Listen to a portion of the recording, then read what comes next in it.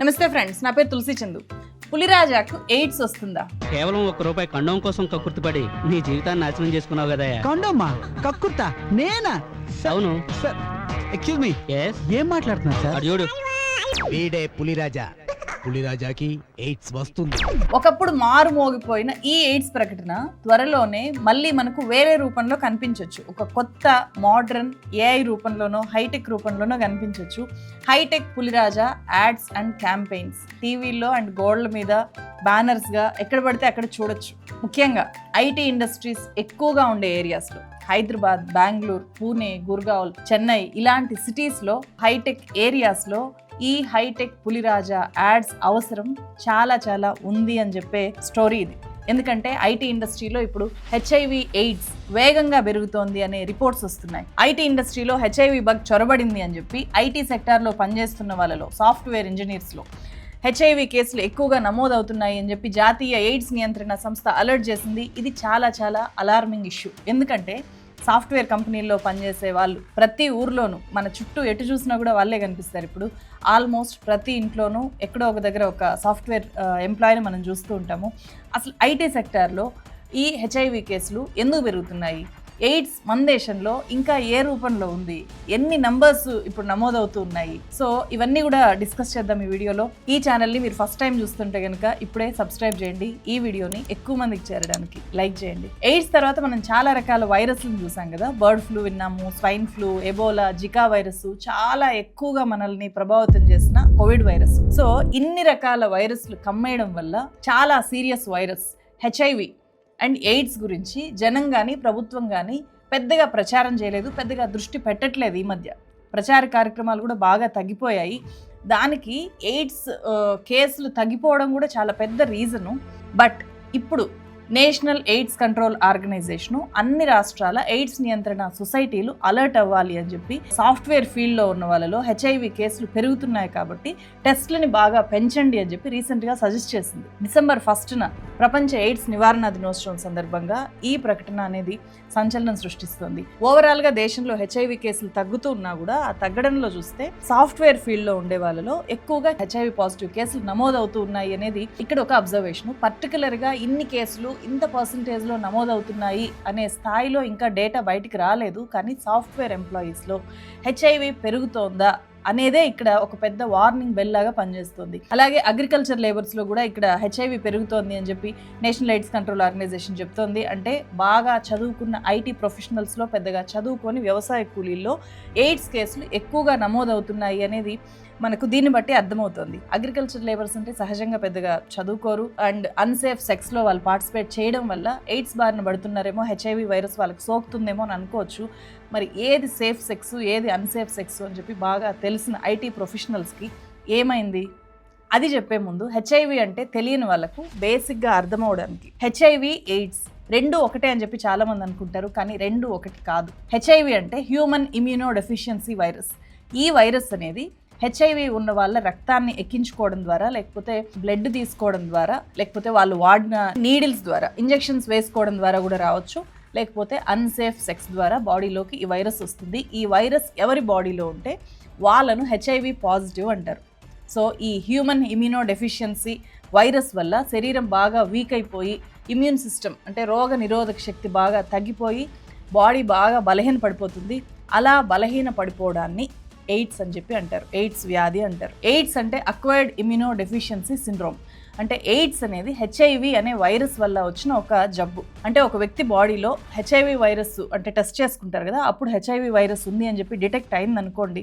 అట్లా డిటెక్ట్ అయిన వెంటనే అతనికి ఎయిడ్స్ వచ్చేసినట్టు కాదు. అప్పుడు అతను పాజిటివ్ అని చెప్పి డిక్లేర్ చేస్తారు. సో అతను వెంటనే ఎయిడ్స్ రోగి అయిపోడప్పుడు వైరస్ బాగా పెరిగిపోయి శరీరాన్ని బాగా వీక్ చేసేస్తే ఆ చివరి స్టేజు దాన్ని ఎయిడ్స్ అంటారు. సాఫ్ట్వేర్ ఎంప్లాయీస్లో హెచ్ఐవి కేసులు పెరగడానికి మెయిన్ రీజన్ ఏంటి అంటే ఇక్కడ వాళ్ళ లైఫ్ స్టైల్ ప్రధాన కారణంగా విశ్లేషణలు వస్తున్నాయి. ఐటీ జాబ్స్లో ఉండేవాళ్ళు ఫ్రీక్వెంట్గా ట్రావెల్స్ చేస్తూ ఉంటారు. ఒక ప్లేస్ నుంచి ఇంకో ప్లేస్కి జాబ్ పరంగా మూవ్ అవ్వడం కావచ్చు, లేకపోతే జాబ్లో భాగంగా వేరే దేశాలకు కానీ, విత్ ఇన్ ద కంట్రీలో వేరే ప్రాంతాలకు కానీ ట్రావెల్ చేస్తూ ఉండడం వల్ల క్యాజువల్ ఎన్కౌంటర్స్, క్యాజువల్ రిలేషన్షిప్స్కి వాళ్ళు టెంప్ట్ అయ్యేలాగా చేస్తుంది. ఇది కూడా వాళ్ళలో హెచ్ఐవి పాజిటివ్ పెరగడానికి ఒక కారణము అని చెప్పి చెప్తున్నారు. అలాగే వాళ్ళకుండే వర్క్ స్ట్రెస్ ఇంకో పెద్ద reason. 60-70% IT employees depression and insomnia అంటే నిద్ర పట్టకపోవడం, ఒకసారి నిద్ర నుంచి మెలకు వస్తే మళ్ళీ నిద్ర రాకుండా చాలా ఇబ్బంది పడ్డం, ఇలాంటి సమస్యలతో బాధపడుతూ ఉంటారు. సో 60-70% ఇవి ఐటీ ఇండస్ట్రీలో ఉన్న వాళ్ళను రిస్కీ బిహేవియర్స్ వైపు నడిపిస్తుంటాయి. రిస్కీ బిహేవియర్స్ అంటే ఏంటి? ఆల్కహాల్కి అడిక్ట్ అయిపోవడము, డ్రగ్స్కి అడిక్ట్ అయిపోవడము, మల్టిపుల్ పార్ట్నర్స్తో ఫిజికల్ రిలేషన్స్లోకి వెళ్ళిపోవడము, ఇలాంటి రిస్క్స్ అనమాట. థర్డ్ రీజన్ నాకు చాలా ఇంట్రెస్టింగ్గా అనిపించింది. ఐటీలో ఉండే వాళ్ళకి హెచ్ఐవి అవేర్నెస్, ఎయిడ్స్ పట్ల అవగాహన చాలా ఎక్కువగా ఉంటుంది అని చెప్పి మనం అనుకుంటాము. మనం అట్లా అనుకోవడానికి ఎప్పుడు వాళ్ళు కంప్యూటర్స్ మధ్య ఉంటారు, ఏదైనా సరే ఇట్లా సెర్చ్ చేసి తెలుసుకుంటారు కదా. నిజానికి హెచ్ఐవి అవేర్నెస్, ఎయిడ్స్ పట్ల భయం కానీ, లేకపోతే ఎలా ఎయిడ్స్ వస్తుంది, ఎయిడ్స్ ఎలా ఉంటే ఎయిడ్స్ రాకుండా మనల్ని మనం కాపాడుకోవచ్చు అని ఈ రెగ్యులర్ అవేర్నెస్ అనేది అంతగా లేదు అని చెప్పి కూడా కొంతమంది డాక్టర్స్ చెప్తున్నారు. ఈ విధంగా ఎయిడ్స్ వస్తున్న వాళ్ళకి కూడా తెలియకపోవచ్చు, ఎయిడ్స్ కి దారి వాళ్ళకి తెలియకపోవచ్చు. కేవలం మేము డ్రగ్స్ తీసుకున్నాము, ఈ రోజు ఎంజాయ్ చేసాం, ఇంటికి వస్తాం అనుకుంటాం. కానీ ఆ సమయంలో జరిగేటువంటి అనేక విషయాలు, చాలా మంది పేషెంట్ మా దగ్గరకు వచ్చినప్పుడు నేను పబ్కి వెళ్ళానని అంటారు, తర్వాత ఎయిడ్స్ పాజిటివ్ అయితే ఎలా వచ్చిందంటే నాకు గుర్తులేదని అంటున్నారు. ఐటీ ప్రొఫెషనల్స్ ఎడ్యుకేటెడ్ అయినప్పటికీ కూడా హెచ్ఐవి ప్రివెన్షన్ గురించి అందరికీ సరైన అవగాహన ఉండట్లేదు. చాలామంది ఎయిడ్స్ అసలు లేకుండా పోయింది ఇప్పుడు మన దేశంలో అనే భ్రమల్లో కూడా ఉంటున్నారు. అందుకే సేఫ్ సెక్సే అనుకొని అన్సేఫ్ సెక్స్ వైపు వాళ్ళు వెళ్ళిపోతున్నారు అనే అభిప్రాయాలు డాక్టర్ కమ్యూనిటీ నుంచి వస్తున్నాయి. Live in boy friend girl friend ఉంటున్నారు, వాళ్ళు పేయింగ్ గెస్ట్లుగా ఉంటున్నారు. క్యాజువల్ సెక్స్ అనేది చాలా కామన్ అయిపోయింది. It is just normal, doesn't matter అన్న ఫీలింగ్ లో ఉన్నారు. కాబట్టి అలాంటి క్యాజువల్ సెక్స్ లోనే ఈ ఎయిడ్స్ కానీ ఎస్టీడీ కానీ ప్రబలే అవకాశం ఉంది. మల్టిపుల్ రిలేషన్స్ మెయింటైన్ చేసిన హెచ్ఐవి అటాక్ అవ్వదు అని చెప్పి వాళ్ళు అనుకుంటున్నారంట. ఇది అతిపెద్ద మిత్. ఎయిడ్స్ ఎక్కడికి వెళ్ళిపోలేదు. ఇప్పటికీ ఎయిడ్స్ వ్యవస్థలు మన దేశంలో యాజ్ ఇట్ ఈస్గా పనిచేస్తూనే ఉన్నాయి. ఏది కూడా మూతపడలేదు. క్యాంపెయిన్ తగ్గునుండొచ్చు అంతే. సో మెకానిజం అయితే అలాగే ఉంది. ఇక్కడ మనం అబ్జర్వ్ చేయాల్సింది ఏంటంటే, రీసెంట్ రిపోర్ట్స్ ప్రకారము ప్రెగ్నెన్సీ రాకుండా ఉండడానికి గతంలో చాలామంది కండోమ్స్ వాడేవాళ్ళు. ఇప్పుడు కండోమ్స్ వాడడం తగ్గించేసి గర్భం రాకుండా అమ్మాయిలే ఈ ఐ పిల్స్, గర్భనిరోధక పిల్స్ వేసేసుకుంటున్నారు. సో మార్కెట్లో దీనివల్ల కండోమ్స్ అమ్మకాలు తగ్గుతూ ఈ ఐ పిల్స్ అమ్మకాలు పెరుగుతున్న ట్రెండ్ అనేది ఇప్పుడు మనం గమనించవచ్చు. ఇది ఏం చెప్తోంది మనకి ఇక్కడ అంటే, అన్సేఫ్ సెక్స్ వైపు బాగా చదువుకున్న వాళ్ళు వెళ్ళడము అనేది కూడా ఈ డాట్స్ని కనెక్ట్ చేస్తే మనకు అర్థమైపోతుంది. అలాగే ఇంకో రీజను డేటింగ్ యాప్స్ పెరగడం కానీ, నైట్ లైఫ్కి బాగా అలవాటు పడడం కానీ ఈ ఐటీ ఇండస్ట్రీలో పనిచేసే వాళ్ళను ఎక్కువగా హెచ్ఐవి వైరస్ బారిన పడేలాగా చేస్తున్నాయి అని చెప్పి ఇప్పుడు వస్తున్న విశ్లేషణలు కానీ లేకపోతే న్యూస్ పేపర్ ఆర్టికల్స్ కానీ చెప్తున్నాయి. 1984లో అమెరికాలో గ్యాటెన్ డుగాస్ అనే ఒక వ్యక్తి, అతను చనిపోయేదాకా కూడా ఎయిడ్స్ అనే పేరు ప్రపంచానికి పరిచయం కాలేదు. సో ఫ్లైట్లో అతను అటెండెంట్గా వర్క్ చేసేవాడు. గెటెన్ డుగాస్ విచ్చలవిడిగా సెక్స్ లైఫ్ గడిపేవాడంట. నార్త్ అమెరికాలో 2500 మంది అతనితో సెక్స్ పార్ట్నర్స్గా ఉండేవాళ్ళు అని చెప్పి ఆ తర్వాత బయటకు వచ్చింది. అతను చనిపోయిన తర్వాత అతనిలాగే బాడీ చాలా వీక్ అయిపోయి చాలామంది చనిపోవడం మొదలైంది.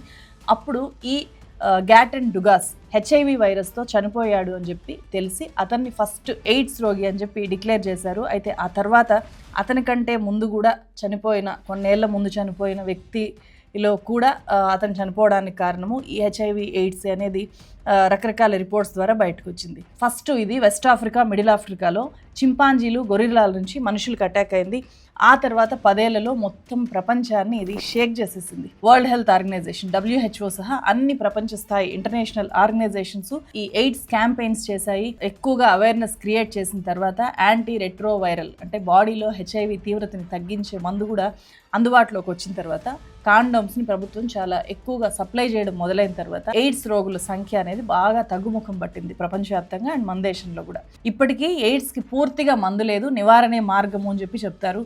సో ఎయిడ్స్కి ఎవరు అతీతం కాదు. ఎంత బలంగా ఉన్నా, ఎంత పలుకుబడి ఉన్నా, ఎంత మోస్ట్ పవర్ఫుల్ ఉన్నా ఎయిడ్స్ వచ్చే ప్రమాదం ఉంటుంది అని చెప్పి, అందుకే ఒక పవర్ఫుల్ క్యారెక్టర్ని లేకపోతే సెక్షువల్గా చాలామందిని ఎక్స్ప్లాయిట్ చేయగలిగే స్థాయి ఉండే వ్యక్తినే అక్కడ పులిరాజాగా చూపించి ఈ ఎయిడ్స్ అవేర్నెస్ ప్రోగ్రామ్ని అప్పట్లో డిజైన్ చేశారు. సినిమాల్లో కూడా పులిరాజా అండ్ పులిరాజా అనే క్యారెక్టరు, పులిరాజాకి ఎయిడ్స్ వస్తుందా అనే డైలాగ్తో దాని చుట్టూ చాలా కామెడీ ట్రాక్స్ పెట్టారు. అసలు ఈ పులిరాజా అనే క్యారెక్టర్ ఎలా పుట్టిందో తెలుసా? 2003లో వైజాగ్లో పాపులేషన్ సర్వీసెస్ ఇంటర్నేషనల్ అనే ఒక స్వచ్ఛంద సంస్థ ఎయిడ్స్ క్యాంపెయిన్స్లో భాగంగా పులిరాజా ఎవరు అనే ప్రశ్నతో ఒక క్యాంపెయిన్ చేయడం మొదలుపెట్టింది. సో పులిరాజా ఎవరు అనే క్యారెక్టరు వైజాగ్ గోడల మీద ఆ రకంగా పుట్టింది. ఆ తర్వాత దాన్ని కొనసాగించడంలో భాగంగానే పులిరాజాకు ఎయిడ్స్ వస్తుందా అనే ప్రశ్న చాలా వేగంగా జనాల్లోకి వెళ్ళింది. ప్రతి ఇంట్లోనూ పులిరాజా గురించి మాట్లాడుకోవడం మొదలైంది. ఆ రకంగా ఎయిడ్స్ గురించి కూడా మాట్లాడుకొని ఆ అవేర్నెస్ వచ్చిందనమాట. సో అలా టోటల్ సౌత్ ఇండియాలోనే మోస్ట్ పాపులర్ క్యాంపెయిన్ ఏదైనా ఉందా అప్పట్లో అంటే 2003 నుంచి ఆ తర్వాత 10 years పాటు ఈ పులిరాజా క్యాంపెయిన్. సో వేరే భాషల్లో కూడా ఇదే స్లోగన్, పులిరాజాకి ఎయిడ్స్ వస్తుందా అనే స్లోగన్తో చాలా యాడ్స్ వచ్చాయి. ఒకసారి చూడండి. పుల్లిరాజాకు ఎయిడ్స్ வருமா? పుల్లిరాజాకు ఎయిడ్స్ வருமா? పుల్లిరాజాకు ఎయిడ్స్ வருமா? పుల్లిరాజాకు ఎయిడ్స్ வருமா? పుల్లిరాజావుకు ఎయిడ్స్ வருமா? ఇది మాత్రమే కాదు, అసెంబ్లీలో కూడా 2003లో పులిరాజా చర్చ జరిగింది. అప్పట్లో బీజేపీ ఎమ్మెల్యేగా ఉన్న దివంగత నటుడు కోటా శ్రీనివాసరావు గారు ఒక ఇష్యూలో తన అసంతృప్తిని, తన నిరసనని ప్రకటిస్తూ అసెంబ్లీలో ఈ ఇష్యూ మాట్లాడడం కంటే, అంటే అది ఒక స్కామ్స్కి సంబంధించి, సో దాన్ని డైల్యూట్ చేస్తున్నారు అని చెప్పి ఆయన అసహనం వ్యక్తం చేస్తూ దీని మీద మాట్లాడడం కంటే పులిరాజాకు ఎయిడ్స్ వస్తుందా అనే చర్చ పెట్టుకుంటే బెటర్ అని చెప్పి చాలా సెటైరికల్గా అన్నారంట. సౌత్ ఇండియాలో పులిరాజా క్యాంపెయిన్ సక్సెస్ అయిన తర్వాత నార్త్లో బల్బీర్ పాషా అనే ఒక క్యారెక్టర్ని క్రియేట్ చేసి ఈ అవేర్నెస్ ప్రోగ్రాంలో అక్కడ ప్రచారం చేశారు. బల్బీర్ పాషా को एड्स होगा का? बलबीर पाशा को एड्स होगा क्या? కేంద్ర రాష్ట్ర ప్రభుత్వాలు రెండు కూడా చాలా సీరియస్గా ఒక 10 ఏళ్ల పాటు ఎయిడ్స్ క్యాంపెయిన్స్ చేయడం వల్ల దేశవ్యాప్తంగా బాగా ఈ కేసులు తగ్గాయి. ఇప్పుడు ప్రపంచవ్యాప్తంగా చూసినా కూడా 4,80,00,000 మంది ఈ హెచ్ఐవి పాజిటివ్తో ఉన్నారు అని చెప్పి డేటా చెప్తుంది. మన దేశంలో అయితే 25,44,000 మందికి ఈ పాజిటివ్ ఉంది అని చెప్పి మనకు లెక్కలు చెప్తున్నాయి. ఆంధ్రప్రదేశ్లో ఒక 3 లక్షల మంది, తెలంగాణలో 1,38,000 మంది ఇప్పుడు హెచ్ఐవి పాజిటివ్తో ఉన్నారు. వీళ్ళు యాంటీ రెట్రోవైరల్ థెరపీ సెంటర్స్కి వెళ్ళి అక్కడ మెడిసిన్స్ తీసుకుంటున్నారు అని చెప్పి ఈ డేటా చెప్తుంది. కొన్ని సాఫ్ట్వేర్ కంపెనీస్ ఈ హెచ్ఐవి పాలసీస్ని అమలు చేస్తున్నాయి. అంటే అవేర్నెస్ ప్రోగ్రామ్స్ కండక్ట్ చేయడం కానీ, రెగ్యులర్గా టెస్టులు చేయించడము వాళ్ళ ఎంప్లాయీస్కి, ఇవి చేస్తున్నాయి. కానీ చాలా ఐటీ కంపెనీస్ ఈ విషయాన్ని నెగ్లెక్ట్ చేస్తున్నాయి. కనీసం 6 నెలలకో సంవత్సరానికో ఒక్కసారైనా సరే ఇట్లాంటి awareness programmes within the companies, లేకపోతే ఈ కంపెనీస్ చాలా ఎక్కువగా ఉండే చోట ఓపెన్గా కండక్ట్ చేయడము, దీని మీద ఓపెన్గా మాట్లాడలేరు చాలామంది. సో ఆ స్టిగ్మా అడ్డుగా ఉంటుంది. అది ఎంత చదువుకున్నారు అనే దాంతో సంబంధం లేకుండా ఈ స్టిగ్మా ఉంటుంది. కాబట్టి కంపెనీస్ చొరవ తీసుకొని ఈ అవేర్నెస్ ప్రోగ్రామ్స్ కండక్ట్ చేయాలి. ముఖ్యంగా టెస్ట్లు రెగ్యులర్గా చేయించాలి అని చెప్పి డాక్టర్స్ సజెస్ట్ చేస్తున్నారు. పర్టికులర్గా ఐటీ సెక్టార్లో ఇంత పర్సంటేజ్లో సోకుతోంది అనే డేటా కూడా ఏం బయటికి రాలేదు. ఒకవేళ అట్లాంటి డేటా బయటకు వచ్చినా కూడా ఆ మేరకు అవేర్నెస్ కూడా పెరగడానికి అది బాగా హెల్ప్ అవుతుంది. ఎందుకంటే ప్రమాదము అని చెప్పి పదే పదే చెప్తే తప్ప ఎంత చదువుకున్న వాళ్ళైనా సరే అలర్ట్ అవ్వరు. అండ్ అలాగే మరీ ముఖ్యంగా ఎవరికైనా హెచ్ఐవి పాజిటివ్ వస్తే వాళ్ళని సొసైటీ ఇప్పటికీ చాలా దూరంగా చూడడము, లేకపోతే వెలివేసినట్లు చూడడము, వీళ్ళు ఏదో చాలా తప్పులు చేసేసారు అని చెప్పి ఒక వివక్షపూరితంగా డిస్క్రిమినేట్ చేస్తూ ఉంటారు. అది ఫస్ట్ మానుకోవాలి. ఎందుకంటే అందరికీ ఒకేలాగా రాకపోవచ్చు. బ్లడ్ ద్వారా కూడా రావచ్చు, ఇంజెక్షన్ ద్వారా కూడా రావచ్చు, సెక్షువల్ రిలేషన్స్ ద్వారా కూడా రావచ్చు. సో కానీ ఎక్కువ మంది ఏమనుకుంటారు, విశృంఖల సెక్స్ ద్వారానే వస్తుంది అని అనుకుంటారు. కాబట్టి అది కూడా చాలా పెద్ద తప్పు. సో అట్లా నమ్మి దూరం పెట్టేసేయడం, హెచ్ఐవి వచ్చింది అని తెలియగానే దూరం పెట్టేసేయడం వల్ల ఇంకా ఎక్కువ వాళ్ళు కుంగిపోయేలాగా చేస్తుంది. హెచ్ఐవి పాజిటివ్ అని తెలిసినా కూడా anti retroviral therapy, ART treatment తీసుకుంటే, రెగ్యులర్గా మెడిసిన్స్ వేసుకుంటే నార్మల్ లైఫ్ లీడ్ చేయొచ్చు అని చెప్పి ఈ అవేర్నెస్ కూడా చాలా మందికి ఉండదు. అందుకే గవర్నమెంట్ ప్రధాన హాస్పిటల్స్లో, జిల్లా హాస్పిటల్స్లో అండ్ మెయిన్ హాస్పిటల్స్ ఏవైతే ఉంటాయో గవర్నమెంట్ హాస్పిటల్స్లో, అక్కడ ఈ మెడిసిన్ని ఫ్రీగా డిస్ట్రిబ్యూట్ చేస్తూ ఉంటుంది. అక్కడికి వెళ్ళి తెచ్చుకున్నా కూడా, తెచ్చుకోవాలి అంటే కూడా నన్ను ఏమనుకుంటారో చూసేవాళ్ళు అని బాధపడి లోపలే కుంగిపోయి చివరికి ఎయిడ్స్ వచ్చి చనిపోయేలాగా కూడా చాలామంది కండిషన్ ఉంటుంది. సో అట్లా అవ్వకుండా ఉండాలి అంటే ఈ హెచ్ఐవి పాజిటివ్ వచ్చిన వాళ్ళ పట్ల సెన్సిటివ్గా ఉండడం అనేది చాలా ముఖ్యం. ట్రీట్మెంట్ తీసుకోవడం ద్వారా నార్మల్గా బతుకుతున్న వాళ్ళు లక్షల మంది ఉన్నారు ఇప్పటికీ. అందుకే ఈ ART, anti retroviral therapy awareness కూడా చాలా ఇంపార్టెంట్. ఇక్కడ ఒక్క ఐటీ సెక్టార్లోనే కాకుండా మొత్తం సొసైటీలో కూడా ఈ హెచ్ఐవి ఎయిడ్స్ పూర్తిగా ఇంకా రాదు అనుకునేదాకా ఈ అవేర్నెస్ ప్రోగ్రామ్స్, అంటే పులిరాజా ఉన్నాడు, పులిరాజా వస్తున్నాడు, పులిరాజా బతికే ఉన్నాడు, విహరిస్తున్నాడు, వీరవిహారం చేస్తున్నాడు అనే టైప్ క్యాంపెయిన్స్ ఖచ్చితంగా అవసరం. సో మరోసారి నిద్రపోయిన పులిరాజా క్యాంపెయిన్ తట్టి లేపి ఇంకొంచెం మోడర్న్గా ఏఐ హెల్ప్ తీసుకొని ఎయిడ్స్ కంట్రోల్ ఆర్గనైజేషన్ కొత్త పులిరాజా క్యాంపెయిన్ని మొదలు పెడుతుందేమో మనం చూడాలి. అట్లా మొదలు పెట్టాల్సిన అవసరం ఉంది అని చెప్పి నాకు అనిపిస్తుంది. మీకేమనిపిస్తుంది? ఇది ఇవాల్టి వీడియో. ఈ వీడియో మీద మీ అభిప్రాయాలని కామెంట్ చేయండి. అండ్ ఇది అవేర్నెస్ వీడియో, ఎయిడ్స్ అవేర్నెస్లో భాగంగా చేసిన వీడియో. మస్ట్గా ఇది వీలైనంత ఎక్కువ మందికి మీరు షేర్ చేస్తారు అని చెప్పి నేను అనుకుంటున్నాను. మన ఛానల్కి సపోర్ట్ చేయాలి అంటే జాయిన్ బటన్ ద్వారా క్లిక్ చేసి మీరు డైరెక్ట్గా మెంబర్స్గా జాయిన్ అవ్వచ్చు. మరో వీడియోతో మళ్ళీ కలుస్తాను. Thank you so much.